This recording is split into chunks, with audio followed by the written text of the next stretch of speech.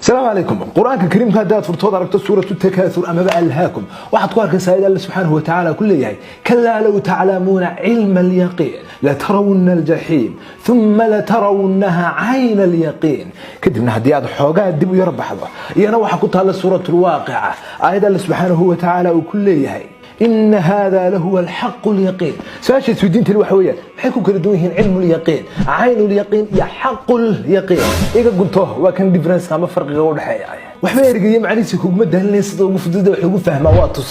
tusaalahan anigu waligii Allah ay Sacuudiga ma tagin hasaata waxaan yaqiinsanahay inay jirto kacbadu kuna taala dalka Sacuudi Carabiya aqoontan yaqiinsanahay waxa la yiraahdaa ilmul yaqiin kadibna waan safray xajkii xaramkii baan tagay waxaan arkay kacbadii waxaan ku arkay labada indho kadibna waxaan ma sha Allah wareey kacbadu ma tan baaha yaqiintan yaqiinsan inay kacbadu jirto hadda way dhaaftay ilmul yaqiin waxaan ilmarisaa aynul yaqiin